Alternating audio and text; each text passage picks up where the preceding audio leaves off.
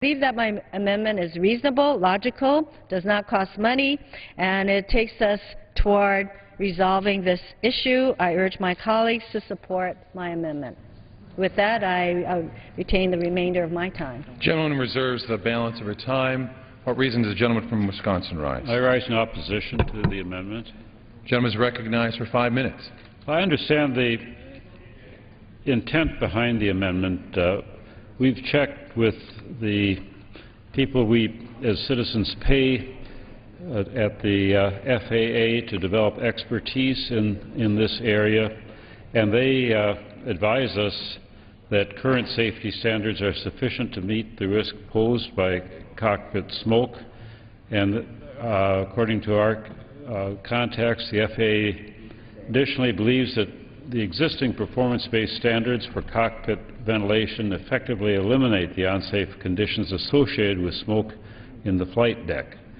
Their current regulations require manufacturers to demonstrate that continuously generated cockpit smoke can be evaluated within 3 minutes. That's required.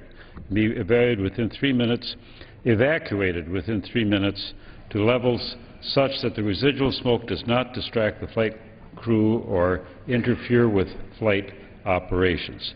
So on that basis, we oppose and urge the membership to join us in opposing this amendment. Does the gentleman reserve the balance of his time? Yes. Gentleman reserves. The gentlewoman from Hawaii. I again note that the underlying FAA reauthorization bill that we're contemplating tonight acknowledges this concern by asking the GOA to assess what the FAA has done in this area. So to me, that says that this is an ongoing concern that is acknowledged in the underlying bill. In addition, I would like to note that there are any number of private airlines that already have these kinds of systems that I'm talking about in my amendment in their fleets. For example, JetBlue has these systems, UPS.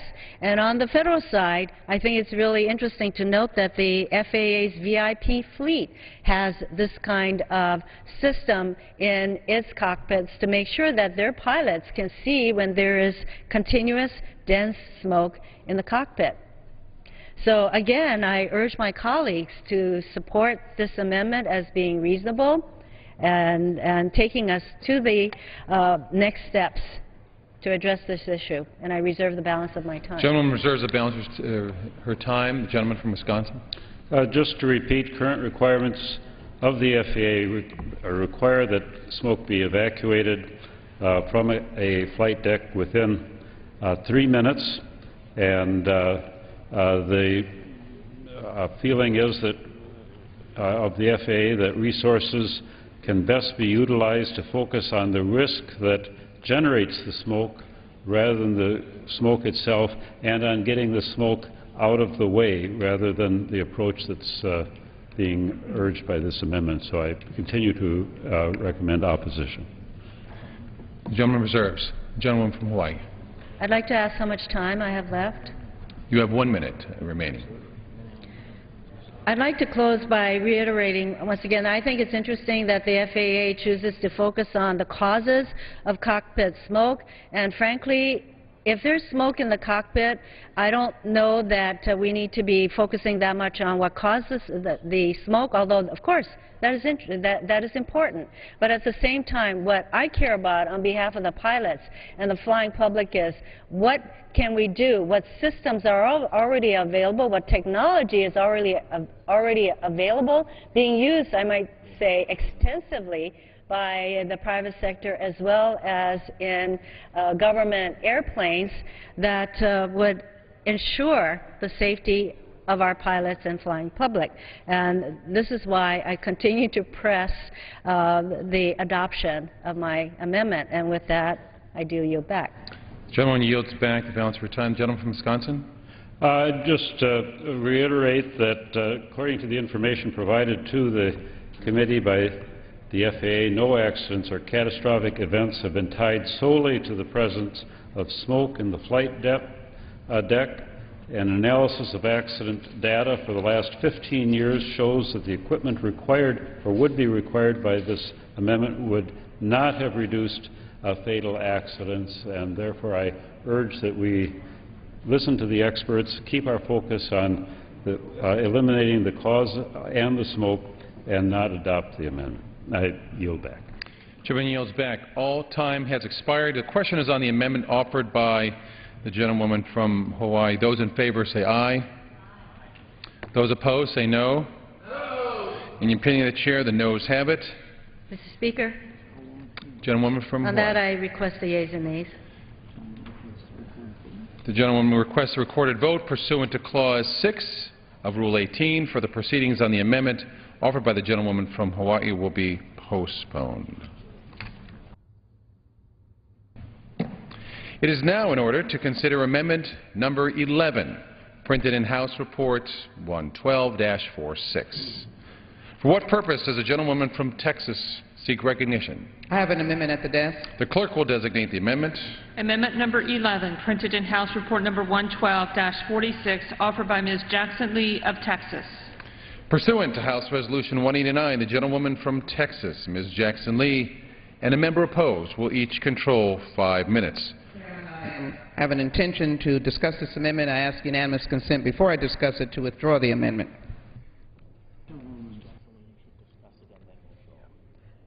The gentlewoman's request will be entertained after your remarks. Thank you very much.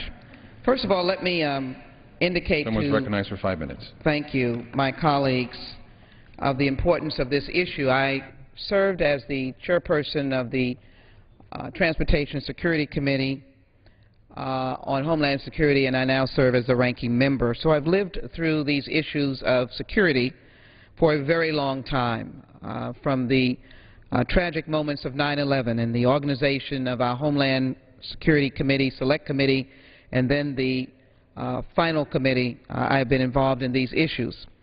So my intent is to discuss why this is an important safety issue and an important security issue. And again, it is to recognize that our air traffic controllers are really our first responders. It is important to note that air traffic controllers are in rural airports, in small airports, and in our major airports. My amendment would specifically speak to the busiest airports, those airports that could document on an annual basis the amount of passengers at that airport, such as Bush Intercontinental Airport in Houston, Texas, that is number 8. Commercial aircraft, for example, always have at least 2 pilots for long hauls. Sometimes there are 3 for long hauls. Why would we not have the same standards for air traffic controllers? I believe it is important to ensure the safety of the American public. There are notorious incidences that involve pilot fatigue, but there are also incidences that reflect upon the lack of air traffic controllers. I commend Secretary LaHood for ordering a second air traffic controller to be on duty, in particular overnight at the National Airport. And I want to make the point that we're not demonizing air traffic controllers, because if you know the story, you know the individual that fell asleep had been on duty for 3 nights in a row. The Secretary's action evidences that there is no current mandate for multiple air traffic controllers. There is legislation in the Senate, and there is language in the House bill that deals with the study. I frankly believe that we should have a more firm assessment, having a minimum of 3 and at least 2 air traffic controllers to address this question. And why do I say that? The National Air Traffic Controllers Association and their president has indicated one-person shifts are unsafe, period. The most horrifying proof of this, of course, came on August 27, 2006. In addition, it has been in the air traffic controllers' mission to have at least 2 people on staff or as air traffic controllers for most of their existence. So I stand today saying that it is important that we have trained air traffic controllers. They're called certified professional controllers. But in the top 20 airports, I must ask the question, why do we have a structure that doesn't require minimally 3, at least 2, and at least, if you will, would have the individual there at all times who has not been on duty for 3 nights in a row. I think that this is an important step, and I would ask my colleagues to work with me as we go forward to ensure the safety and security of the nation's skies. We're all working together, and I look forward prospectively to looking at legislation long-term that addresses this issue of safety and security in the nation's air traffic control towers. They are our public servants, and I reserve my time. Gentleman reserves the balance of time. For what reasons, gentleman from Florida rise? I claim time in opposition. Gentleman, fine. Again, I think the gentlelady's intentions are honorable, and I know she's trying to make certain that we're safe and secure. However, the way the amendment is crafted with just requiring, actually requiring 3 air traffic controllers all the time in the top 20 as far as traffic, first of all, I'd say it doesn't achieve her goals. First of all of those, we have a list of them, have at least 2 air traffic controllers. Now, some of them have very few flights. This doesn't answer the problem that they had at Ronald Reagan Airport. There's a period of time when they have no traffic at many of these airports. So what she'd be doing, the way this is crafted, is requiring at least 3 all the time when I have 2 already, and require an additional one. These aren't cheap, easy to come by air traffic controllers. They earn on average $163,000. Where I need to put them is where I have the air traffic. We always are required by labor organizations and by FAA to staff to traffic. So her amendment, while maybe well-intended, it actually achieves the opposite. All of these already, everyone that she mentions has at least 2, and then I'd be adding more people when they have no traffic as opposed to putting them where I may need them, where they have traffic. So I understand she's going to withdraw the amendment. I'd be glad to work with her. We do have provisions in here that will help us, I think, with some of the personnel movement and questions of professionalism and competency and training that will address some of the shortfalls we've seen from a limited number of FAA air traffic controllers. I reserve the balance of my time. Gentleman reserves the balance of his time. The gentlewoman from Texas. I think I have the right to close, and as I indicated, Mr. Miker, I intend to withdraw, but I'd like to know whether you're yielding back. And I would recognized. I would be grateful for her withdrawing that, willing to work with her and help to resolve the problem and craft an appropriate provision, and yield back the balance of my time. Chairman yields back the balance of time. The gentleman from Texas. Let me thank the gentleman, and let me thank Mr. Costello as well for working on these issues. I think both members know my relationship to the issues of transportation security. I would argue that having a statutory framework to work from is the appropriate approach to take. You can assess then whether you need 3 or 2, or whether some of the airports already have the standing amount. But we have to focus on the security of our our skies, if you will, and we don't want any more tragedies to occur without some framework. I look forward to working with both gentlemen on a framework for our air traffic controllers. I intend to work on legislation that embodies safety and security in a jurisdictional manner, and working with Homeland Security, working with the Department of Transportation and our respective jurisdictional committees. We owe this to the American public, and it is my commitment to ensure that professionalism is there, but safety and security is there, and no more lives are lost because of the potential of a overly tired air traffic controller. With that, Mr. Chairman, I ask unanimous consent to allow me to withdraw this amendment. Without objection, the amendment is withdrawn. It is now in order to consider amendment number 12, printed in House Report 11246. For what purpose does the gentlewoman from Michigan seek recognition? Mr. Chairman, I have an amendment at the desk made in order under the rule. The clerk will designate the amendment. Amendment number 12, printed in House Report number 112-46, offered by Mrs. Miller of Michigan. Pursuant to House Resolution 189, the gentlewoman from Michigan, Mrs. Miller, and a member opposed, each will control 5 minutes. The chair recognizes the gentlewoman from Michigan, Mrs. Miller. Thank you, Mr. Chairman. I certainly also want to thank Chairman Mica as well as Chairman Petri and also Ranking Member Costello for all of their hard work and for putting out a bill I think that will help us move the nation forward and improve the quality of aviation in America. My amendment is designed to help expedite and to improve the process by which FAA works with government agencies to incorporate unmanned aerial vehicles, or UAVs as they're commonly called, into the national airspace system.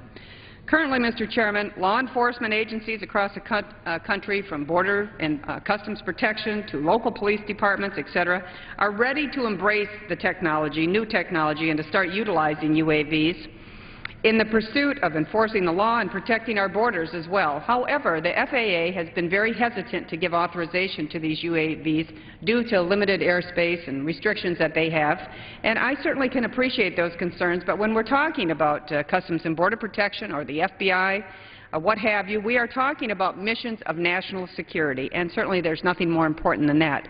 It was a very, very lengthy exercise to get the FAA to authorize the use of UAVs on the southern border, and while they're finally being utilized down there, we are certainly a long ways from fully utilizing these technologies. And so my amendment does three things. First, it makes sure that those stakeholders currently using UAVs have a seat at the table during the integration process. Second, my amendment would clear up a source of confusion in this process and direct the FAA to define exactly what it means by sense and avoid technology. We think this would help provide very clear criteria in order to assure compliance. And finally, my amendment directs the FAA to conduct the safety studies that it is requiring. Currently, the FAA would direct various agencies to conduct these studies themselves. However, there is no agency in the federal government that has the expertise and the competency that FAA has when it comes to studying safety in the airs. And so I think this would guarantee that the safety studies that the FAA requires for this process are as comprehensive as possible. And as I said before, we do have some domestic UAV missions in effect. There's 3 in Arizona, there's 2 in North Dakota, Maritime Guardians as well in both Florida and Texas, and we've made some progress, but when we have a situation in this nation where we don't have operational control of either of our borders, either on the southern border or the northern border, I think that the taxpayers are well suited to be able to utilize current DoD technology, off-the-shelf hardware that has already been extremely effective in theater with these UAVs to help us with our border protection. Their UAVs are ready, they work. I think it's past time that we utilize them, and we need to have the FAA help us with this kind of a thing as well. Thank you, Mr. Chairman. Yes, I would certainly yield to my friend. I thank my colleague from Michigan for yielding. We've reviewed her amendment and have no objection to it. We think it's a step forward, and I would urge my colleagues to join us in supporting the amendment. I certainly appreciate Chairman Petri's comments on that. And with that, Mr. Chairman, I would yield back the balance of my time. Gentleman yields back all time. The gentleman to recognize. Thank you, Mr. Chairman. I rise to claim time in opposition to the amendment, although I'm not. Gentleman is recognized for 5 minutes. Thank you, Mr. Chairman. Mr. Chairman, members, if H.R. 658 passes, this 4-year FAA reauthorization bill would devastate rural communities across our great country. This legislation completely phases out the Essential Air Service Program, rolls back critical funding needed for airport improvement programs, fails to adequately protect the rights of air passengers, and would cost us close to 70,000 American jobs. The EASA, the Essential Air Service Program, is necessary to provide air service into our country's most rural communities. This year alone, 110 rural airports in the continental United States were helped by this important program. These airports, like one in particular that I represent in Crescent City, California, would simply not be in operation if it weren't for the EAS program. This legislation would completely phase out the EAS program for all airports in the lower 48 by 2014. This would be devastating for small businesses and a public safety disaster. Now, I singled out Crescent City Airport in Del Norte County on the west coast of California because, as we all know, just a couple of weeks ago we had a tsunami, and Crescent City, California was ground zero for that tsunami on the Pacific coast. Crescent City received about $40 million worth of damage. We lost a life, and all the roads were closed in and out of the area. The only way to get people in and out, and some of those people critical public safety individuals, folks who came in to do assessments and to help out in this devastating time, were through our small airport. And if this program is lost, that small airport would not be there for my district and all of the other rural districts across the country. Mr. Chairman, I agree that we've gone too long without a long-term FAA reauthorization bill. However, the bill before us, I believe, would do more harm than good for our aviation system. For that reason, I urge all my colleagues to vote no on this bill, and I yield to my friend and colleague, Mr. Costello. Gentleman is recognized.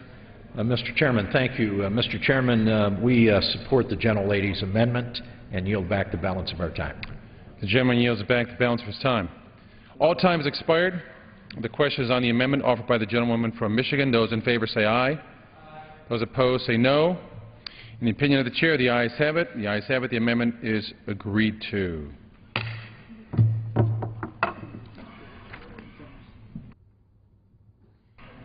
It is now in order to consider amendment number 13, printed in House Report 112-46.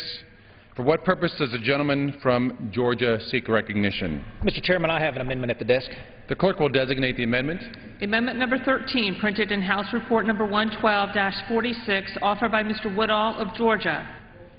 Pursuant to House Resolution 189, the gentleman from Georgia, Mr. Woodall, and a member opposed will each control 5 minutes. The chair recognizes the gentleman from Georgia for 5 minutes. Thank you, Mr. Chairman. My amendment supports a long-standing FAA regulation of medical charter flight services under Part 135. There's been a lot of focus on fatigue and pilot rest and duties, and I certainly understand that on the passenger side of the equation. But these medical charter flights fall into a little different category. If you've chartered a flight to fly down and pick up a heart for a heart transplant, the life-saving thing to do is actually to keep that flight coming back, not to delay it with additional rest and regulations. Because of the unique circumstances that these air ambulances are in, that these medical charter flights are in, and we even expanded it to include cargo, because in this increasingly regulatory environment, I didn't want there to be any confusion that if we had a heart on a plane, that was somehow not a medical ambulance flight, because there was no person there. To prevent the FAA from re-regulating this area in the same way that they have regulated passenger charter flights. This has long been treated under a special part of the regs, and for a special reason, because these air ambulance flights provide a critical addition to our healthcare delivery system in this country, and because the flights that they are involved in are genuinely a matter of life and death. And with that, I'd ask my colleagues to support this protection of the current regulatory structure of these medical charter flights, prevent the reinterpretation of that structure. With that, I reserve the balance of my time, Mr. Chairman. Gentleman reserves the balance of his time. Does anyone seek time in opposition? Gentleman from Georgia is recognized. Well, with that, again, I'd urge my colleagues' support. My hope is this will be a non-controversial, and, Mr. Chairman, I yield back the balance of my time. Gentleman yields back the balance of his time. All time has expired. The question is on the amendment offered by the gentleman from Georgia. Those in favor say aye. Aye. Those opposed say no. In the opinion of the chair, the ayes have it. The amendment is agreed to.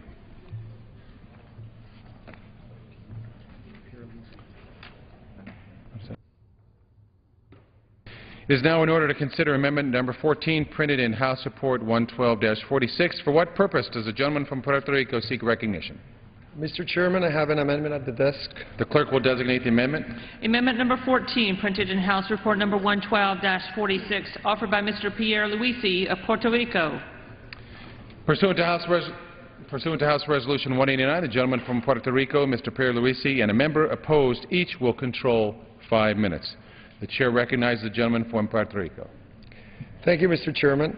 The Essential Air Service Program, enacted in the wake of airline deregulation in 1978, ensures that smaller communities that were served by air carriers before deregulation continue to be served so that residents of these communities can access air travel. Nowhere is the Essential Air Service Program more essential than in non-contiguous U.S. jurisdictions like Puerto Rico that are separate and distant from the U.S. mainland. The bill already passed by the other body would make reforms to the EIS program going forward, but would continue the program in effect. The bill before us would phase out the EIS program by October 2013, but would expressly authorize the Secretary of Transportation, if he or she deems it appropriate, to continue the program beyond that date in the non-contiguous jurisdictions of Alaska and Hawaii. My amendment would provide the Secretary with the same reasonable discretion in the case of Puerto Rico. The sound arguments that militate in favor of allowing the Secretary this discretion with respect to Alaska and Hawaii apply with similar force with respect to Puerto Rico. Like Alaska and Hawaii, Puerto Rico is a non-contiguous jurisdiction separated by ocean from the U.S. mainland. Puerto Rico consists of multiple islands, 3 of which are home to resident populations and active airports, namely the main island of Puerto Rico and the outer islands of Vieques and Culebra. As in Alaska and Hawaii, not all communities in Puerto Rico are connected by road, and the nearly 4 million U.S. citizens residing in the territory rely heavily on aviation to connect to the national air transportation network. Federal support under the EIS program has made this essential connection possible for many of my constituents who face unique geographic challenges. Continued operation of the EIS program in Puerto Rico is likely to cost the federal government only about $1 million a year, roughly 0.06% of the total cost of the program in 2010. The EIS program is funded through FAA overflight fees, which apply to operators of aircraft that fly in U.S.-controlled airspace, including Puerto Rico. Mr. Chairman, based on an earlier discussion we had on the floor, I know my friend, the gentleman from Florida, is willing to work with me to address this matter as we move forward. Thank you, Mr. Chairman. I reserve the balance of my time. Gentleman reserves the balance of his time. The gentleman from Florida. Rise in opposition, although I'm not in opposition. Ask unanimous consent to control the time. Gentlemen are recognized for 5 minutes. Well, again, first of all, I want to thank the gentleman for his leadership in representing so well the people of Puerto Rico.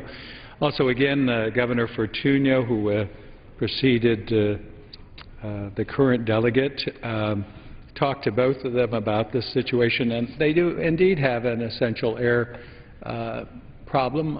He cited Vieques and Culebra, for example, and I know even during the recent season they had ferry boat interruption service. There's no other way to get back and forth, and this does constitute essential air service.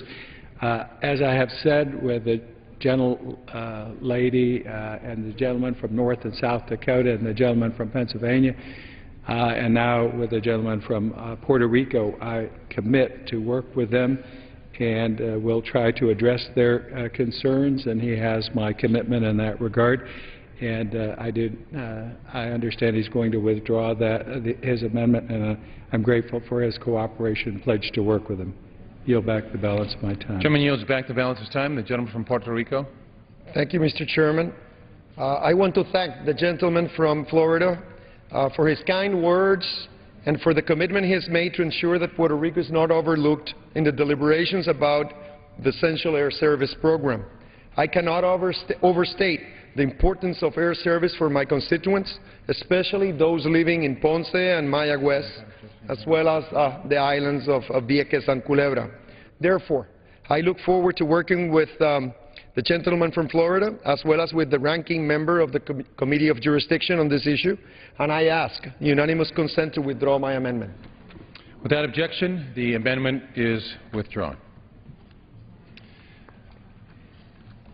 It is now in order to consider amendment number 15, printed in House Report 112-46, for what purpose does the gentleman from Arizona seek recognition? Mr. Chairman, I have an amendment at the desk. The clerk will designate the amendment. Amendment number 15, printed in House Report number 112-46, offered by Mr. Schweikert of Arizona. Pursuant to House Resolution 189, the gentleman from Arizona, Mr. Schweikert, and a member opposed, each will control 5 minutes. The chair recognizes the gentleman from Arizona. Thank you, Mr. Chairman. First, I really do want to thank the chairman here for his hard work. Let's face it, this is a tough bill to put together. There's a lot of moving parts. And I truly appreciate the diligence that you and your staff have done to ensure that this FAA authorization, continues to move forward. The current DCA slot language in the bill does offer some relief to travel restrictions imposed by the DCA perimeter rule. It would make a handful of additional, what's the proper term, beyond perimeter opportunities available for those flying opportunities that would probably, those flying opportunities would probably go to carriers or with those with limited presence right now at Reagan National. But there needs to be, and there really should be, more done. My amendment would allow carriers which currently have slots at National Airport to convert flights now servicing large hub airports inside the perimeter zone into flights serving any airport outside the perimeter zone. This approach would result in greater access for communities beyond the perimeter zone without adding any new flights and without jeopardizing service to small and medium-sized communities. There is substantial support for the idea. There are many other ideas worth considering in this basic concept of dealing with this perimeter zone. The perimeter rule restrictions for flights coming in and out of Reagan National really are outdated. It's a vestige of a long time ago when the government thought really it should control and manage and shall we say, manipulate markets. Whatever justification there might have been a long time ago, the perimeter rule has surely outlived its purpose. Our constituents, particularly for those in the western part of the country, are penalized by continued imposition of this perimeter rule. Broader relief of this rule, broader definition, broader expansion, this competition would benefit consumers and allow a better market to function for all of us. I would like this opportunity to work with the chairman to achieve the result of more competition. This is a very important bill. This is important to us in the West, and I do believe we should broaden the scope of the perimeter rule. Thank you, Mr. Chairman. And I would reserve my time. Gentleman reserves his time. What reason does the gentleman rise? Mr. Chairman, I rise in opposition to the gentleman's amendment. The gentleman is recognized for 5 minutes. Mr. Chairman, I yield myself 1 minute. Mr. Chairman, I strongly oppose the gentleman's amendment. The gentleman may or may not know that this is the one issue that held us up from getting an FAA reauthorization bill in the last Congress. In fact, we could not get the bill out of the Senate because of this issue. It would, in fact, be an earmark for one airline. I support the language that is currently in the bill. It's taken years for us to negotiate where we are with this issue, and I strongly oppose the gentleman's amendment and reserve the balance of my time. The gentleman from Illinois reserves the balance of his time. The gentleman from Arizona. Mr. Chairman, may I yield time to the chairman of the Transportation Committee? The gentleman's floor is recognized. Thank you. Well, again, I do have concerns, share the concerns of Mr. Costello. These are hard. This is a hard-fought provision. I will guarantee the gentleman that I am aware of his concerns. I will work with him as the bill proceeds, hopefully through the conference process. And I think you're doing an outstanding job in representing the constituencies who are affected, who want those longer distance services to come into our nation's capital. And again, he has my strong commitment. I'm hoping that he would withdraw the amendment at this time and pledge to work with him. And I know Mr. Costello will also work with the gentleman in that regard. Mr. Chairman, gentleman from Arizona. Recapturing my time. The gentleman reserves his time. The gentleman from Illinois. Mr. Chairman, I yield 2 minutes to the gentleman from Oregon. The gentleman from Oregon is recognized for 2 minutes. I rise to support the chairman of the committee, Mr. Mica, and the ranking member on this issue. As the ranking member of the committee, Mr. Mica, and the ranking member on this issue. As the ranking member pointed out, this was the single issue. The amendment being offered by the gentleman from Arizona was identical to the dispute which submarined this bill in the last session of Congress in the Senate. Essentially, it's a grab by principally one airline, but two airlines would get 70% of the benefit of his amendment. I think that's pretty much an earmark. It's pretty darn targeted. What we've proposed and what the chairman has proposed is much more modest and builds upon the consensus of the House, the last two sessions of this House, and also the last two successful reauthorizations of the FAA. That said, let's have real competition. So it put up a small pool of slots to be competitively awarded to areas that are underserved, not to one airline so it can dictate who will get service and who won't, which is what the gentleman's amendment would do. This would be a competition for underserved cities and airlines that do not now have access to the airport. This is very similar to what was done in Air 21 and Vision 100. I believe it is an elegant solution to this, will not cause additional noise or problems at the airport, will not give one airline a near monopoly or two airlines pretty much a duopoly of the market at National, will give consumers on the West Coast more options in getting to our nation's capital and utilizing National Airport. So, you know, I appreciate the gentleman's advocacy for one of his, you know, an airline which serves his state, but that airline doesn't serve mine nor many other Western states, and I would urge opposition, and let's have a real competitive position, which is the position of the committee. Gentleman's time has expired. The gentleman from Arizona. Mr. Chairman, reclaiming whatever time I may have still remaining, I actually appreciate the comments. My ultimate goal here is more competition, more options, more choices.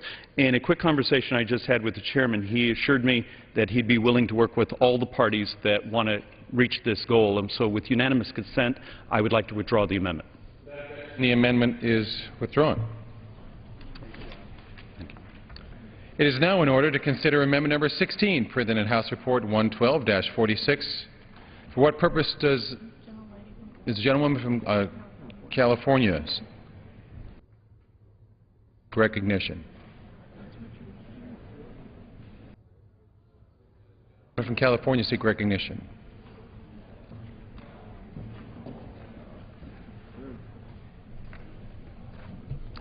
Mr. Chairman, I have an amendment at the desk, number 22. The clerk will designate the amendment. I thank you for this opportunity to explain. The clerk will designate the amendment. One moment, please. Okay, she must have offered 22. That's what she said. So she's going 22. Okay. Amendment number 16, printed in House Report number 112-46, offered by Ms. Richardson of California.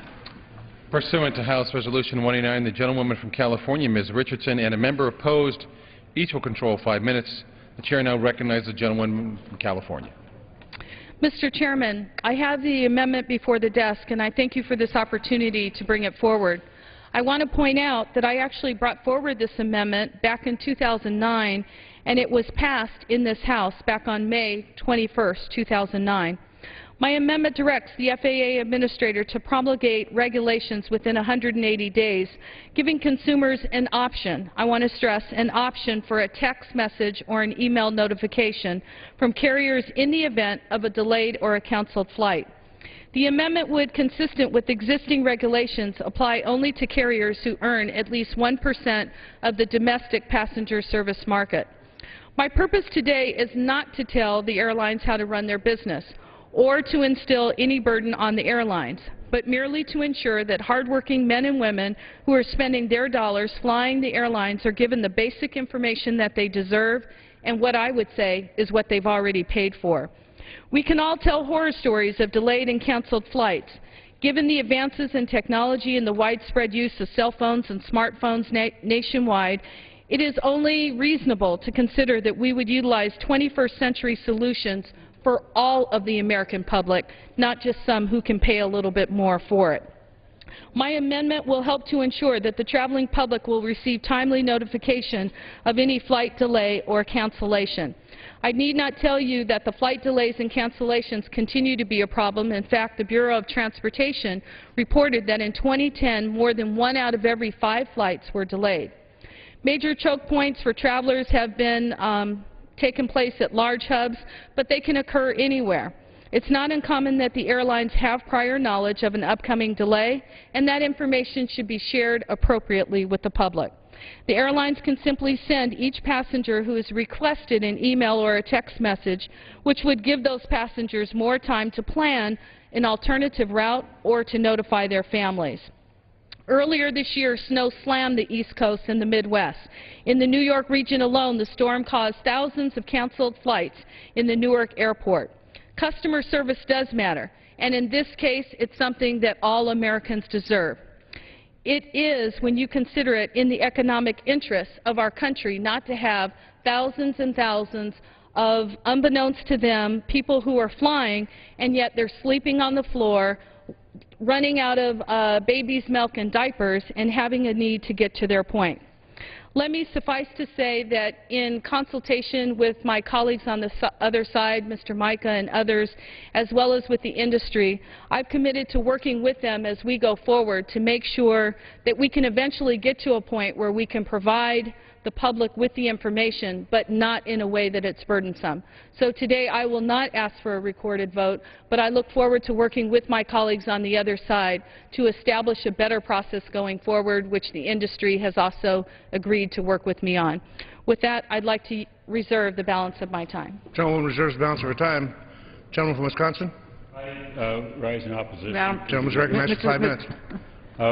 We really do support the intent of the gentlelady from California's amendment, but it's, in our opinion, and without further work and review of it, not something that is wise to codify into law at this particular juncture. It's my understanding that all of the major air carriers do provide electronic notification of flights status. We want to review to make sure the scope of less than major carriers and how this would work in practice so that it doesn't result in litigation but not really greater consumer convenience. And the industry's been moving since you called this to the attention of the industry back several years ago. It's been implemented by all of the major carriers, and so progress is being made, and we'd like to work with you to make further progress. But we do oppose the amendment at this time. Reserve the balance. Gentleman reserves the balance of his time. Gentleman from California has 2 minutes remaining. I thank the gentleman on the other side for his willingness to work with me. As I just spoke to the industry individuals, actually not all of them have implemented, so there is room to grow. And there's also, it's not necessarily all passengers are aware of the service and having access to it. But suffice to say, I agree with your thoughts that certainly we're not looking to do anything burdensome. We're certainly not looking for legal issues. But if we can figure out a way to work to get the best thing for the American public, that's my objective. I reserve the balance of my time. Gentleman reserves the balance of his time. Gentleman from Wisconsin. I understand the delegate from the District of Columbia would like to address this issue and yield two minutes to our colleague. Gentleman from the District of Columbia. I appreciate my friend for yielding me 2 minutes. I did not get an opportunity to speak on the last amendment, and I did want to, although I'm from the region, I did want to reinforce why the compromise fashioned by the chairman and the ranking member is so important. Whenever this bill comes up, there is some individual, usually from the other body, that wants to expand the perimeter. Dulles and Reagan are essentially airports under congressional control, and Congress has mandated a balance between Reagan and national and has allocated finances accordingly. Reagan is the short term, national is the long term.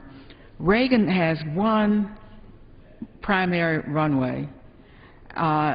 Stories in the paper just recently about how hard it is, therefore, for planes to land there. Dulles has 4 times as many.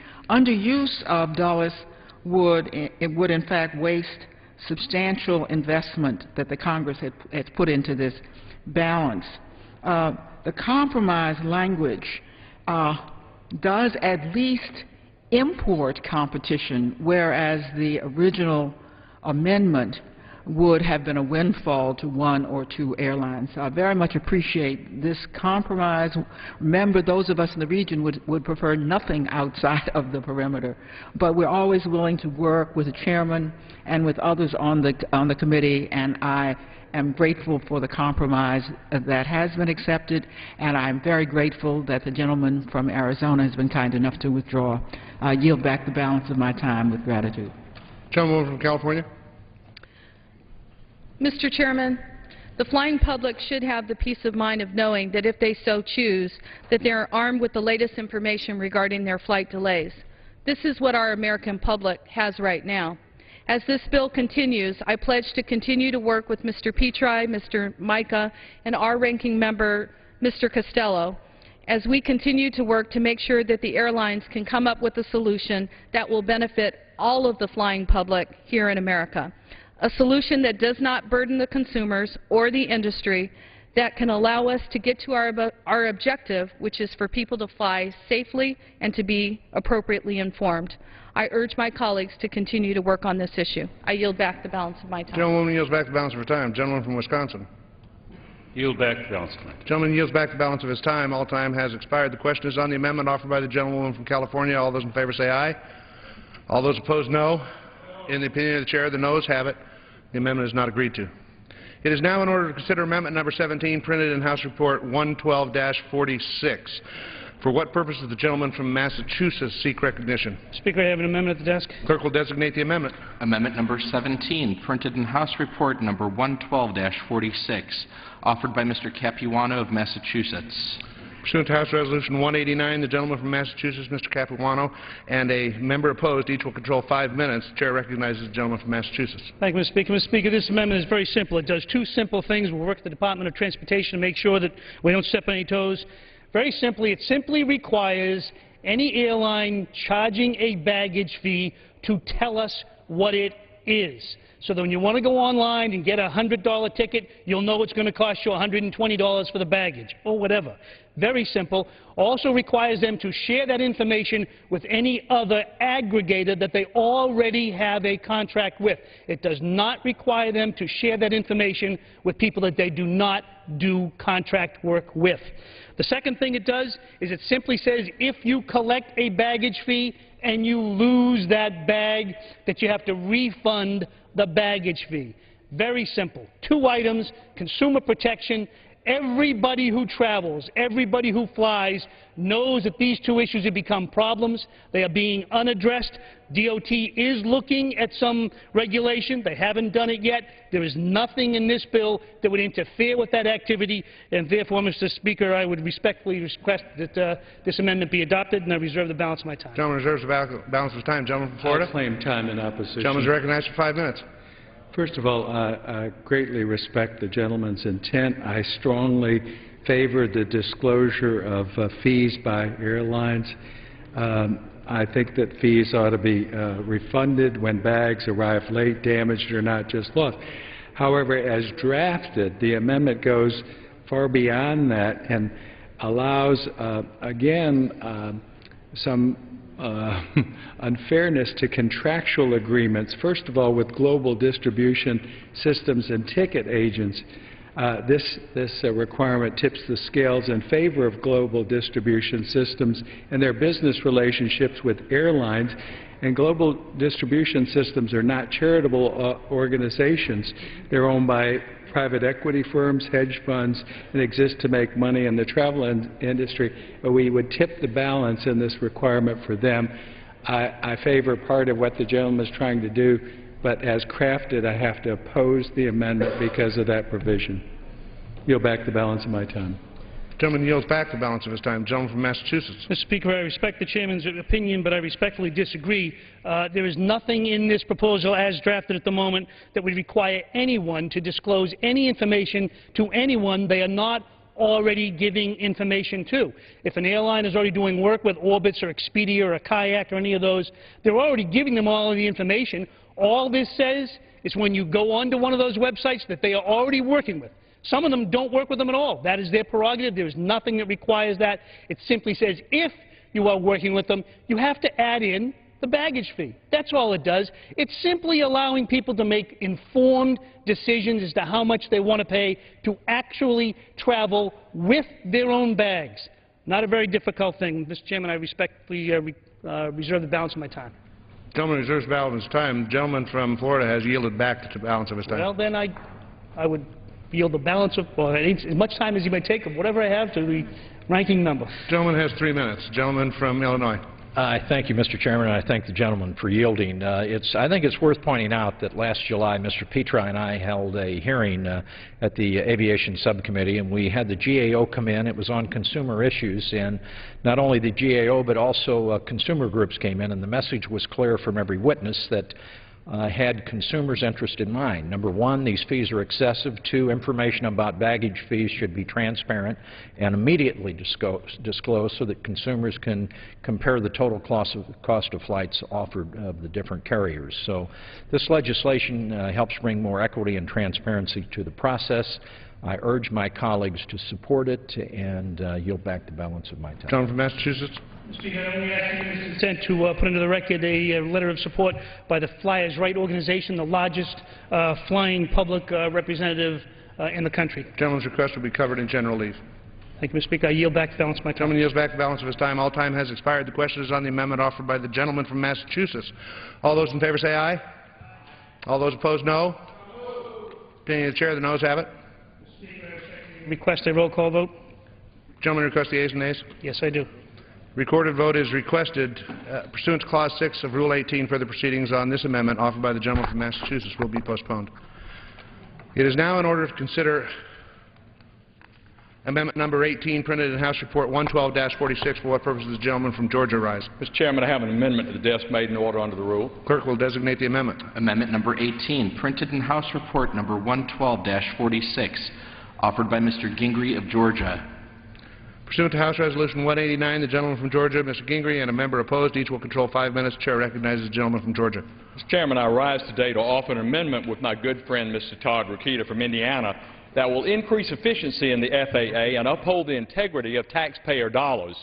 In fiscal year 2008, the Office of Personnel Management conducted an extensive survey of 61 federal agencies and found that nearly 3 million work hours and over 120 million taxpayer dollars were spent on union activities during official work-related time. This amendment prohibits federal employees of the FAA from using official taxpayer-sponsored time on these activities. By offering this amendment, I intend to limit federal activity during normal business hours to the people's work and not for constantly bargaining with one's employer, arbitrating grievances, or organizing and carry out internal union activities. Labor organizations must participate in these actions outside of official time and without use of taxpayers' hard-earned dollars. Mr. Chairman, the current collective bargaining agreement between the FAA and air traffic controllers allows for 9 federal employees to spend their, get this, their entire work year on behalf of the union. Let me be abundantly clear. 9 federal employees are paid by taxpayers for absolutely no official work on their behalf. So this amendment in no way inhibits an employee's right to participate in collective bargaining or arbitration, even though union representatives generally drag these activities out for months to years, costing taxpayers a tremendous amount of money. Now, opponents of this amendment will inevitably say that union representatives cannot use any official time for political activity and only for work-related purposes.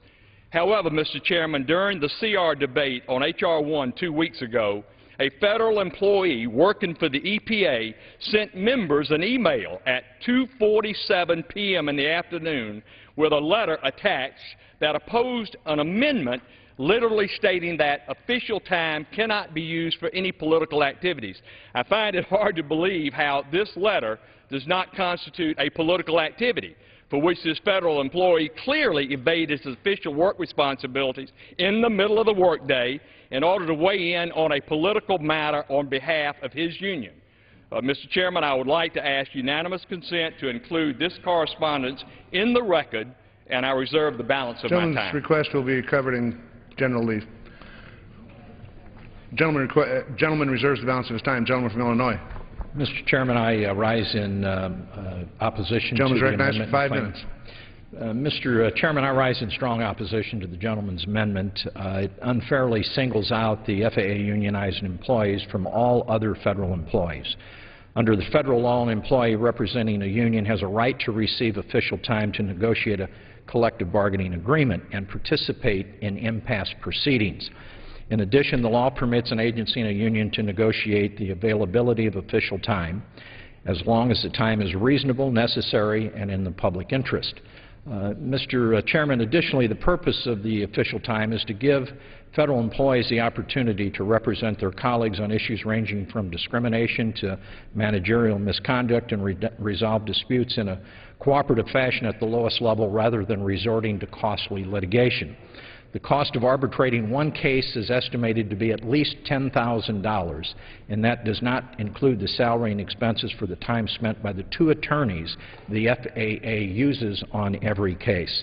Mr. Chairman, I would respectfully submit this is an issue that should be left to be negotiated between the agency and the employees, and I reserve the balance of my time. Gentleman reserves the balance of his time. Gentleman from Georgia. Mr. Chairman, I want to yield 10 seconds to the committee chairman. Gentleman is recognized for 10 seconds. I ask unanimous consent that the this letter of support for the bill be submitted for the record. Gentleman's request will be covered in general leave. Thank you.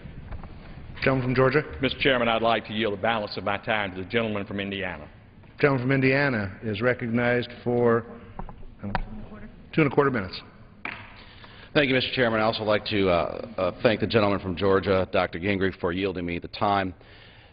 The highest honor and privilege of my professional career so far has, with all due respect, not been in this chamber, but as the 8 years I served as Indiana's Secretary of State. I've run a government agency. We've run it on $1987, unadjusted for inflation. Secretary of State's office in Indiana right now spends no more money than it did in 1987, again, unadjusted for inflation. We had no more employees than we did in 1982. From that experience, I can say the worst thing you can do for government efficiency, if you really are interested in serving the people, is to have your employees distracted by anything else but the people's business. The scope of this problem at the federal level I find absolutely stunning. According to the Office of Policy Management, in 2008, federal workers were paid 2.9 million hours spent on union business. Let me say that again. We paid, as American taxpayers, for 2.9 million hours of union negotiations. That means we spent $120 million for people to negotiate for a different or better job, not for them to even do their actual job. Certain union representatives at the FAA are allowed to spend 80 hours each pay period doing union business, not the work of the people of this nation. Last time I checked, that's 2 weeks' worth of work, the entire pay period. So a union representative could spend each year being paid by the taxpayers and only working on union business. How is that fair to the American taxpayers, Mr. Chairman, that are footing this bill? This must stop. In case the members here haven't heard, this country is broke. We are borrowing money at a record pace and assigning the bill to our children and grandchildren, Mr. Chairman. We simply cannot continue to waste taxpayer dollars on work that benefits only a chosen few. Please support this amendment. I urge my colleagues. Put money back into the pockets of American families and let union negotiators work on their own time. And I yield back the balance. Gentleman's time has expired. Gentleman from Illinois. Mr. Chairman, I rise in opposition to the amendment and yield back the balance of my time. Gentleman yields back the balance of his time. All time has expired. The question is on the amendment offered by the gentleman from Georgia. All those in favor say aye. Those opposed, no. Opinion of the chair, the ayes have it. Mr. Chairman, on that I ask for a recorded vote. Recorded vote is requested pursuant to Clause 6 of Rule 18. Further proceedings on the amendment offered by the gentleman from Georgia will be postponed. Pursuant to Clause 6 of Rule 18, proceedings will now resume on those amendments printed in House Report 112-46 on which further proceedings were postponed in the following order. Amendment number 1 by Mr. Mica of Florida, Amendment number 7 by Mr. Garrett of New Jersey, Amendment number 9 by Mr. DeFazio of Oregon, Amendment number 10 by Ms. Hirano of Hawaii, Amendment number 17 by Mr. Capuano of Massachusetts, and Amendment number 18 by Mr. Gingrey of Georgia. The Chair will reduce to 2 minutes the time for any electronic vote after the first vote in this series. The unfinished business is the request for a recorded vote on Amendment number 1 printed in House Report 112-46 by the gentleman from Florida, Mr. Mica, on which further proceedings were postponed, on which the ayes prevail by voice vote. The clerk will redesignate the amendment. Amendment number 1, printed in House Report number 112-46, offered by Mr. Mica of Florida. A recorded vote has been requested. Those in support of the request for a recorded vote will rise and be counted. Sufficient number having arisen, a recorded vote is ordered. Members will record their votes by electronic device. This will be a 15-minute vote.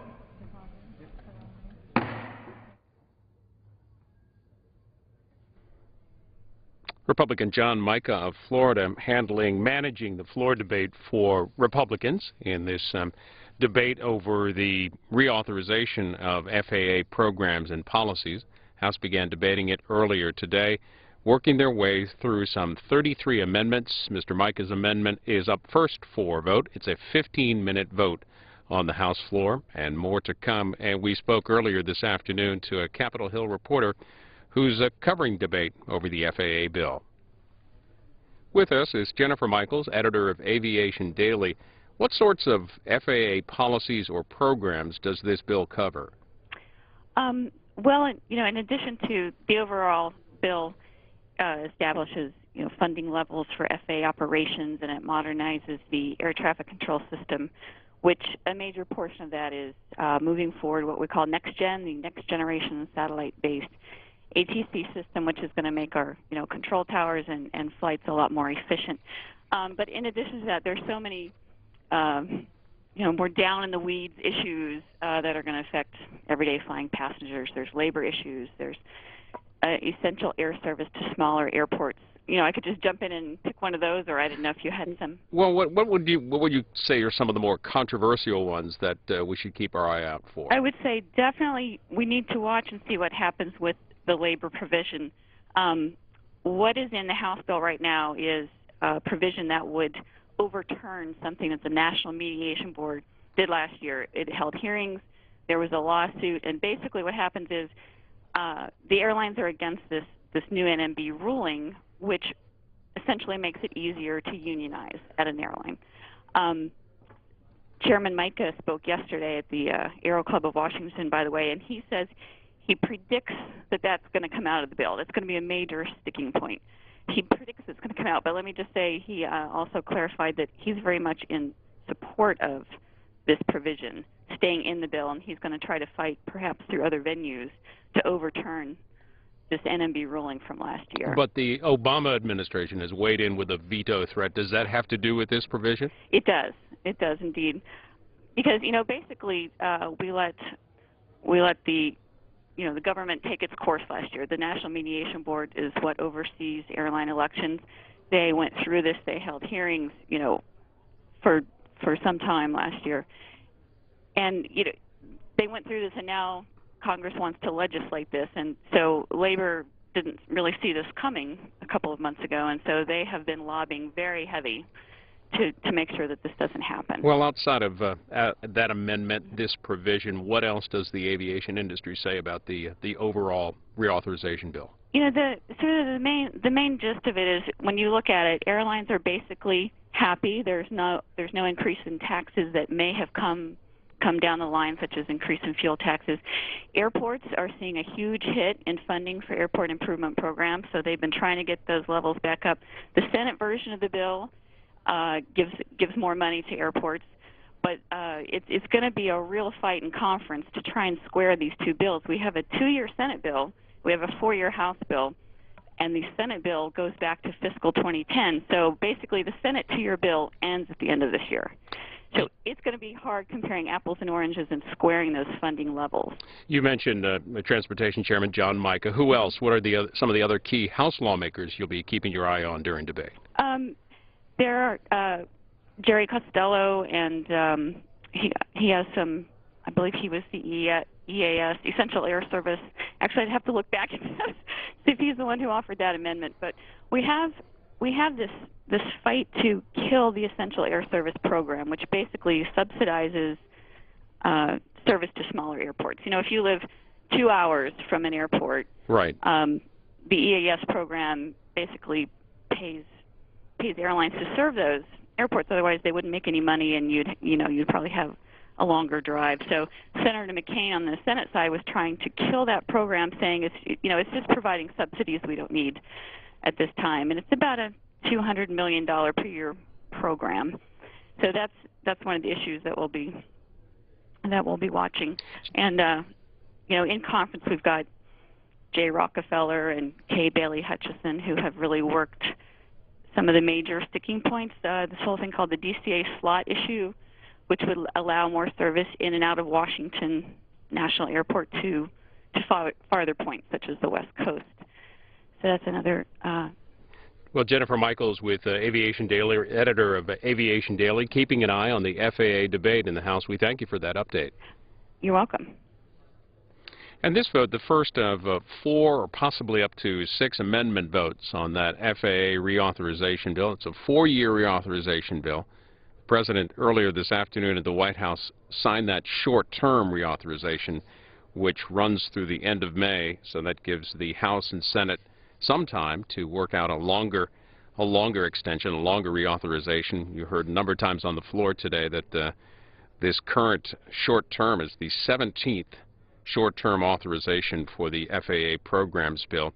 This is the first amendment vote, John Mica's amendment, and it's a 15-minute vote on the House floor. We expect the following votes will be 2-minute votes. The House won't finish work on this FAA bill this evening, probably roll into tomorrow morning, and then they will also work on a bill related to fiscal year 2011 spending. The Hill reports, though, the Democrats are plotting a counteroffensive against Republican plans to pass a second version of their proposed budget on Friday.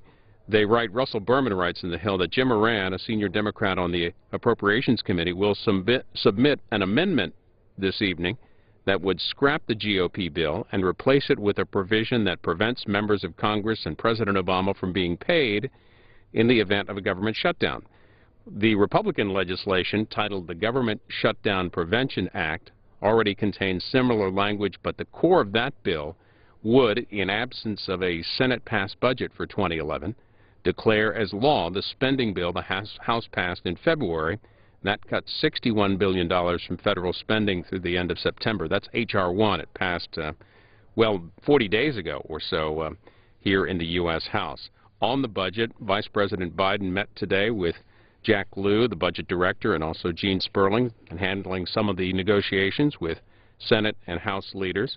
Newt Gingrich was on the Hill today. The former speaker was talking to House GOP freshmen earlier today. John Boehner also spoke with those same freshmen. He also held a news conference midday today and said that no final deal has been reached for 2011 spending.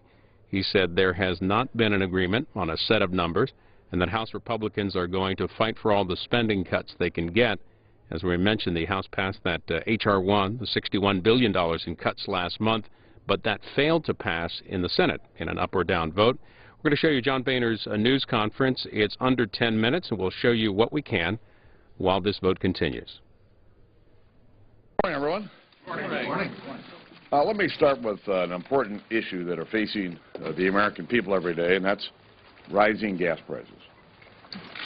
I was interested yesterday to see the President talk about this issue, but I think he left me with more questions than he did answer.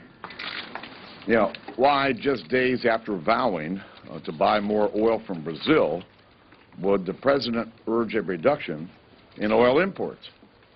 And why would he be so enthusiastic about Brazil exploring its natural resources while the administration does everything in its power to block energy production here at home? Here in the House, we've got a clear plan to develop job-creating, homegrown energy and stop the policies that are driving up gas prices, and it's called the American Energy Initiative. This week, the Natural Resources Committee put forward 3 strong proposals to expand American energy production. The Energy and Commerce Committee passed a bill that would prevent the EPA from imposing a backdoor energy tax, and the majority leader said it would come up for a vote soon. This is important because when we're talking about energy, we're not talking about just high gas prices. We're also talking about American jobs. And by expanding American energy production, we can create more jobs, lower costs, and reduce our dependence on foreign oil. Just as our work on energy is about jobs, so is our efforts to end the spending binge here in Washington. Excessive government spending is creating uncertainty for small businesses, reducing confidence, and crowding out private investment that's needed to create jobs in our country. It's now been 40 days since the House passed H.R. 1, which keeps the government open and cuts spending for the rest of this fiscal year. 40 days, and Senate Democrats still have not passed a bill or come up with a credible plan to reduce spending. And I think it's important for the American people to understand how we got here. Last spring, the Democrat majority failed to pass a budget in the House or the Senate. They thought they could just leave spending on autopilot. Earlier this year, when we made it clear that we would listen to the American people and cut spending, Senate Democrats started their negotiations with, no, we're not going to have any spending cuts at all. Well, we passed a straightforward bill to cut spending and did it through an open process. And still, Senate Democrats did nothing. Then we passed $10 billion worth of spending cuts over the last 5 weeks. Still no plan from the Senate and no bill. Only rhetoric portraying the American people as extreme. Now here's the bottom line. Democrats are rooting for a government shutdown. We're listening to the people who sent us here to cut spending so we can grow our economy. As I said from the beginning, our goal is to cut spending, not shut down the government. And you've heard a lot of talk over the last 24 hours. There's no agreement on numbers, and nothing will be agreed to until everything is agreed to. We control 1/2 of 1/3 of the government here, but we're going to continue to fight for the largest spending cuts that we can get to keep the government open and funded through the balance of this fiscal year. What is the argument that you'll be making to some of your more junior members and your real conservatives in favor of something that moves off of H.R. 1? We're going to fight for H.R. 1. It's what the House passed. It's the only bill to fund the government through September 30th that's passed either house. It's our position, and we're going to continue to fight for everything that's in it. Mr. Leader. Mr. Speaker, a couple blocks away, Tea Partiers are forming to hold a rally, the 6th rally. They're saying no compromise. Many of them, at least some of them, are saying they're unhappy with some of the action you've taken. They see you moving too far off with the number they want. Some even suggest that there'll be a primary challenge to you next year. What do you say to the Tea Partiers? Listen, I'm glad that they're here, and I'm glad that they're engaged in the process. You know, I said over a year ago that we should talk with the Tea Party folks, that we should listen to them, and we should walk amongst them. I don't feel any differently about it today. Anytime Americans want to engage in their government, and today I believe we have more Americans engaged in their government than any time in our history, we should welcome that. Democrats put out a statement this morning saying that the Democrats and Republicans have agreed on cuts worth $73 billion below the president's budget proposal. You're saying there's no agreement. So where is the disconnect? There is no agreement on a set of numbers, and nothing will be agreed to until everything's agreed to. I've said it, and I'm going to continue to say it because that is the fact. Mr. Boehner, are the levels of spending cuts directly tied to what type of riders would be approved? I'm not going to get into the negotiations here. The House passed H.R. 1. We've put our spending cuts on the table. We've put our spending limitations on the table. The Senate Democrats have not. So they have no position. And we're going to fight for what we passed in the House. Mr. Speaker, do you think that there will be a deal? But so you're not going to get into negotiations, but can you characterize how the negotiations are going between the House and the Senate right now? We're talking. Mr. Speaker, do you think that there will be a deal before April 8th, before the government funding expires? I would hope so. The sooner we get this finished, the sooner we can get on to dealing with the really big issues that affect our country. We got big challenges facing our country. And I think it's time to move to a budget, try to get an agreement with the Senate on a budget that will really transform the entitlement programs that are continuing to drive the budget deficit into the range that we're in today. And have you talked to Vice President Biden since he made his statement last night? Since he said essentially there was a deal or there was a number? I have not talked to him since last night. And do you have I any can't plans to talk confirm to him that. Mr. Speaker, do you think that there is anything that, especially the freshman Republicans, could abide that is anything less than H.R. 1? Anything, I mean, you know, and they're asking for more. They're asking for the writers, you know, the writers. You have the Tea Party. I'm well aware. I'm well aware of. There are a lot of people in Washington who want us to do a lot of different things. We promised the American people that we would fight to cut spending, and that is what we're doing. But only that H.R. 1. That seems like your position is steeled, and you can't move off that. We are going to fight for all of the spending cuts that we can get. But Speaker Boehner, H.R. 1 already failed in the Senate. So whatever you're going to negotiate, even though you say there's not a number, is going to be, could be as much as $30 billion less than H.R. 1. What do you say to those Tea Party activists who are very unhappy that you're going to... We control 1/2 of 1/3 of the government here in Washington. We can't impose our will on another body. We can't impose our will on the Senate. All we can do is to fight for all of the spending cuts that we can get an agreement to, and the spending limitations as well. Mr. Speaker, how willing are you to leave your conservative colleagues behind and form a coalition with Democrats as you did to pass the previous stopgap measure? Not very interested. How much are you willing to raise the debt ceiling? Are the Reds going to have a good year? Speaker Boehner asked in that news conference about the Tea Party rally, the Tea Party Patriots rally on Capitol Hill. We covered that on the C-SPAN networks. As a matter of fact, you can find that in our video library at cspan.org, and it will come up this evening on C-SPAN 2 just after 10:30 Eastern. Well, here on the House floor, this is the first of several amendment votes on the FAA reauthorization bill. They considered or will consider a total of about 33 amendments. We're looking for 4, possibly up to 6 votes here on amendments. This first one is 15, and the following amendments will be 2-minute votes. Well, that news conference with John Boehner happened at about noon today. About an hour later or so, White House Press Secretary Jay Carney said that progress has been made about getting a budget deal with congressional Republicans. The current spending deal, this current spending measure, ends next Friday. We're going to show you a short portion from Jay Carney's briefing while this first vote continues.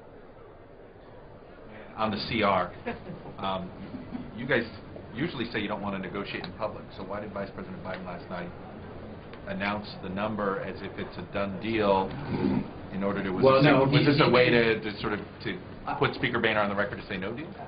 No, I think if you look at what the Vice President said, which the Speaker echoed, is that we have agreed on a target number and that nothing is agreed upon until everything's agreed upon. I think they both use that phrase, probably. And I think that the Vice President was simply demonstrating that progress is being made, that a lot of work needs to be done, but that the American people should take heart in the fact that people are rolling up their sleeves and trying to get this done. And we, you know, we understand that there are issues that need to be resolved, and that there's not a lot of time here to waste. And disappointed that Speaker Boehner said there's no agreement. No, he said that. I mean, what the Vice President also said, there's no agreement, you know, on until everything's agreed upon. But there is a target number, and you feel like they're in agreement in what they said in that way. Yeah, I think that the Speaker echoed what the Vice President said, and neither the Vice President.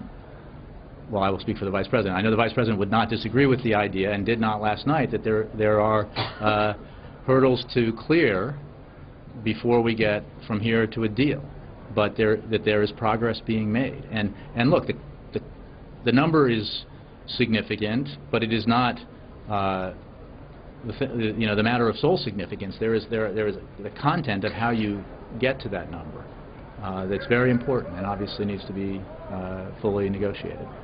Carol. But Speaker Boehner is saying that there is no agreement on a number, where the Vice President is saying there is an agreement on a number. So if Democrats... I think what the Vice President said is there is a target number that we have... and the Speaker saying that's not... Well, that's not how I read what he said. I think that what we... There's no agreement on numbers. Well, but I think... I don't want to interpret what the Speaker said. What I believe is that the Vice President made clear, and we have made clear, that obviously we do not have a deal. But there is a target number from which the details can be worked out. And look, let's just say that is the target number. It represents quite substantial movement by the President and the Democratic Party, and we believe also necessary movement by the Republicans, because look, I'm not going to negotiate the final deal here, and it's obviously possible that, like I said, there are hurdles to get there, that a deal will not be made. But what is clear is that the issues that remain to be debated are not about. I mean, look, we have a very large budget. It is. I don't think the American people will be very satisfied with their representatives in Washington if they can't reach an agreement in a budget our size, the size of the United States budget, over a few $1 billion. So the number should not be the source of a problem here. Obviously, how you get to that number is important, and that's what needs to be worked out. The biggest obstacle to the budget at this I'm not going to negotiate the individual items of the budget here. There's obviously a lot of work to be done, but there is progress that has been made. Vice President still the lead negotiator for the White House? We have a team of highly skilled negotiators that includes Jack Lew, been around this track before, Gene Sperling, another veteran of a bygone era when Democrats and Republicans came together, balanced the reached a budget agreement that eventually led to the only budget surpluses we've seen in this country in a long time. And but obviously the Vice President's very engaged, the President is very engaged, and everybody's a player. The President asked him to go last night. We all serve the President. Yes. How can it be progress when Speaker Boehner is saying that he still thinks Democrats want a government shutdown rather than give in on budget cuts? We do not believe that any of the leaders in the Congress, the Democratic side or the Republican side, want a shutdown, because we believe that the folks we've been talking to understand that a government shutdown would harm the economy, would affect our ability to create jobs, and might upset this fragile economic recovery that we have been experiencing. It's simply not the case. And I think that House Republicans... This vote, the ayes are 252, the nays are 168, a majority voting in the affirmative. The amendment is agreed to.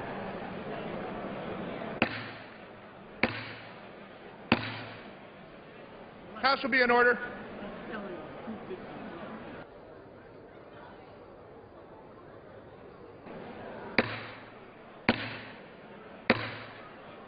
House will be in order. The House will be in order.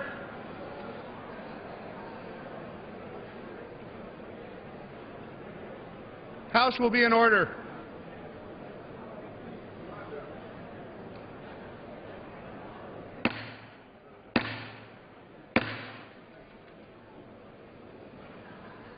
House will be in order.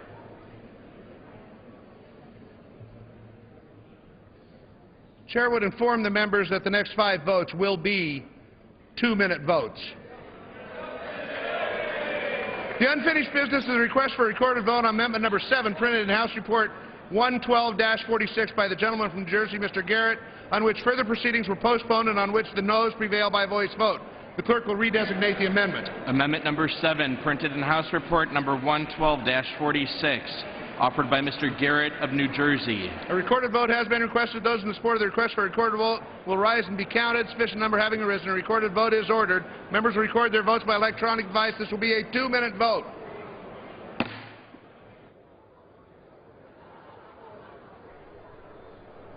House members filed 47 possible amendments to the Rules Committee yesterday when they met. The rule allowed for 33 to be considered, votes on 6 of them. Here, the first one, a 15-minute vote on the Mica amendment, which passed, and you heard the chair mention, Mike Simpson mention, that the remaining votes, including this one on an amendment by Scott Garrett, will be 2-minute votes.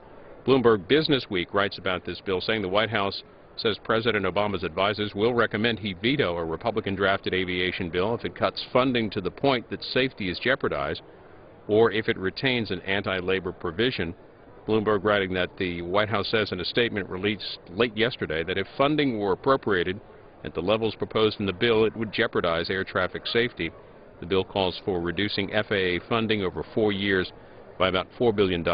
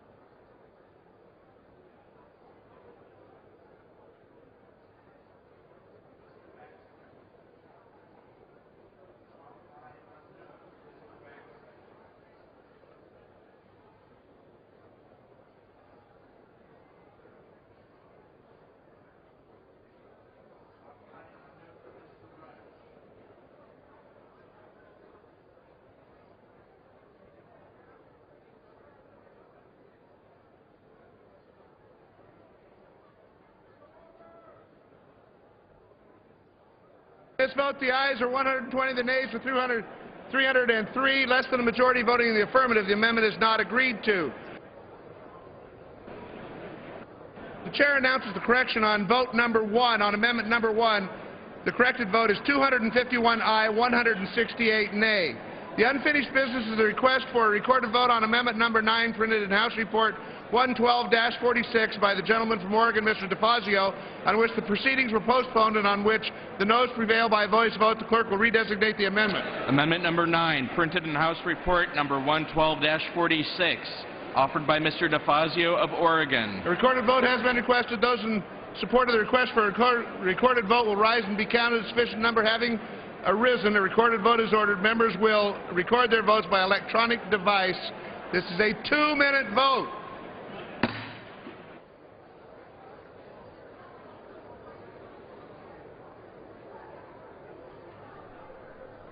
And this is an amendment by Peter DeFazio, Democrat of Oregon, one of the 33 that the House considered as part of this FAA reauthorization bill, one of 6 in this series, and this likely will be the last series of recorded votes for this evening, more likely tomorrow, as well as final passage on the FAA bill. Also on Friday, members plan to work on legislation related to 2011 federal spending.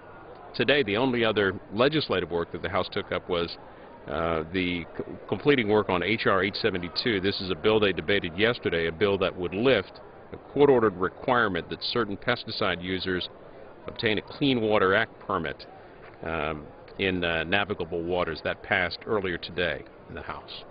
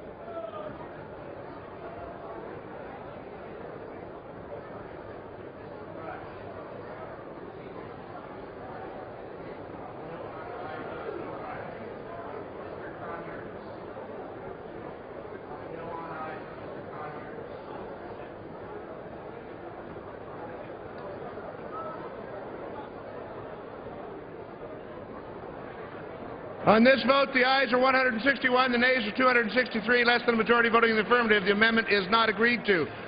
The unfinished business is a request for a recorded vote on amendment number 10, printed in House Report 112-46 by the gentlewoman from Hawaii, Ms. Harino, on which further proceedings were postponed and on which the noes prevail by voice vote. The clerk will redesignate the amendment. Amendment number 10, printed in House Report number 112-46, offered by Ms. Hirono of Hawaii.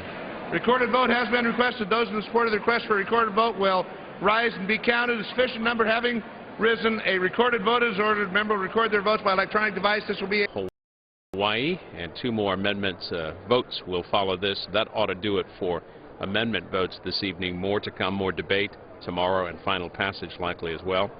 Also tomorrow, the House is going to take up what's being called the Government Shutdown Prevention Act. This deals with the fiscal year 2011 budget. Here's what it would do. In the absence of a Senate-passed budget for fiscal year 2011, it would declare as law the spending bill the House passed in February, H.R. 1, which cuts $61 billion from the federal spending through the end of September. In the Two Chambers blog on WashingtonPost.com, Felicia Sonmez writes that measure, H.R. 1255, which is coming up in the House tomorrow, that states that H.R. 1 can become law only through a vote on the House. Well, in order for it to become law, it actually has to pass both the House and the Senate and be signed by the President. So the bottom line on that, she writes that nothing will happen if H.R. 1255 is only taken up by the House and not by the Senate. It's due to come up in the House tomorrow. No word on the Senate just yet.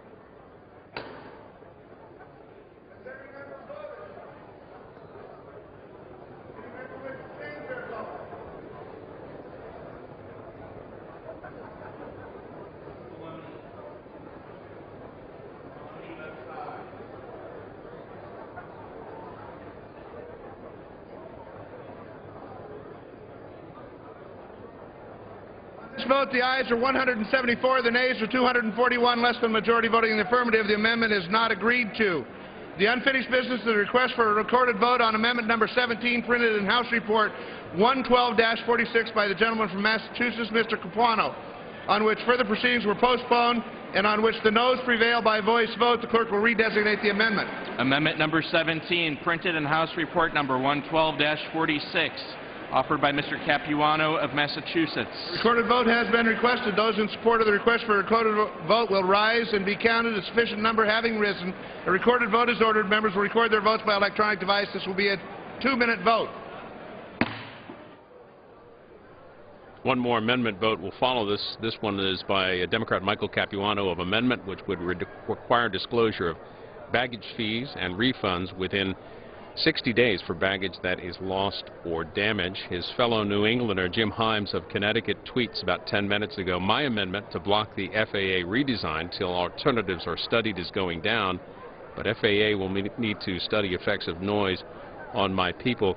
You can follow some of the thoughts and tweets of your members of Congress. We've aggregated them, many of them anyway, on our website. If you go to twitter.com/cspan, you can pull down the list of members of Congress, and there's lots of talk on there, obviously, about fiscal year 2011 spending. That's twitter.com/cspan.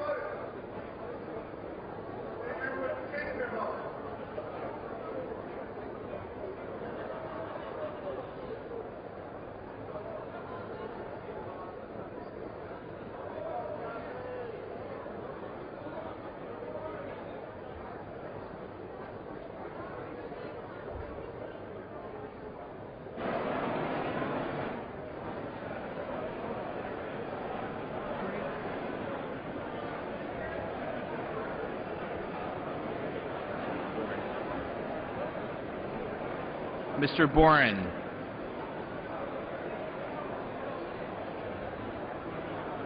Off no on aye for Mr. Boren. Ms. Sutton. Ms. Sutton votes aye. Ms. Waters. Ms. Waters votes aye.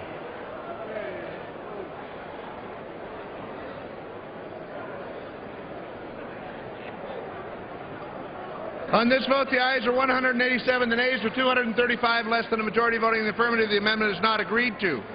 The unfinished business is a request for a recorded vote on amendment number 18, printed in House Report 112-46 by the gentleman from Georgia, Mr. Gingrey, on which further proceedings were postponed and on which the ayes prevail by voice vote. Clerk will redesignate the amendment. Amendment number 18, printed in House Report number 112-46, offered by Mr. Gingrey of Georgia. Has been requested. Those in support of the request for a recorded vote will rise and be counted. Sufficient number having risen, a recorded vote is ordered. Members will record their votes by electronic device. This will be a 2-minute vote. And it's the last vote in this series, probably the last amendment vote for the evening, as the House will resume debate on some remaining amendments and carry that on over into tomorrow morning, with final passage likely tomorrow as well. The House will get underway at 9 o'clock tomorrow morning, so our Washington Journal program will be a bit abbreviated, but still lots of good things to talk about, including starting off tomorrow morning. The topic will be about a possible government shutdown. And then at 7:45, Representative Rob Woodall of Georgia, who is a co-sponsor of the Prevention of Government Shutdown Act, and that is coming up for debate tomorrow and vote on the House floor. Representative Woodall joins us at 7:45 Eastern. We'll wrap up the program hearing from the mayor of Detroit, Dave Bing. He will join us to talk about the economy in Detroit and its declining population. All of that on Washington Journal tomorrow morning. A shortened program, but it starts as usual at 7 o'clock Eastern here on C-SPAN.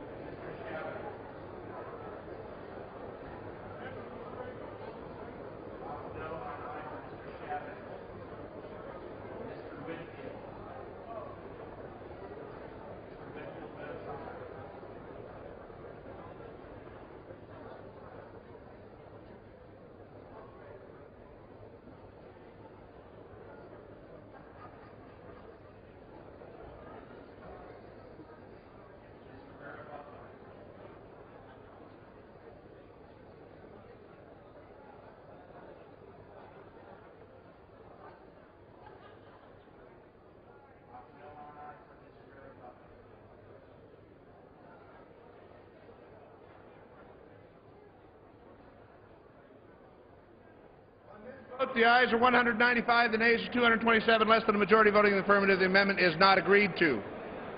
Where's this guy?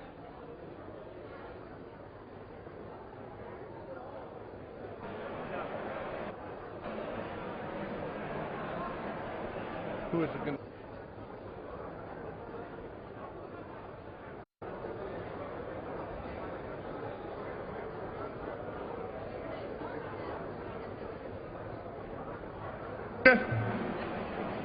Mr. Chairman, I move that the committee do now rise. Mr. Kerr's on the motion. The committee do now rise. All those in favor say